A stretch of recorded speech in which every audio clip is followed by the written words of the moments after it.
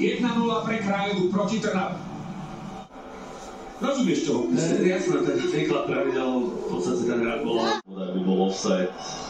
Protových útočníkov tak to spackala v rozpätí 3 minút Bajaram a potom Al-Hamlavi s gólmi do siete Žigu Freliha.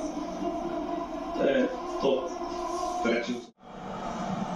Bohužiaľ, 3-0 je veľmi nepríjemné a najmä chladnokrevné. Nepoviem, že nezaslúžené, ale Spartak hral prvý polčas výborne.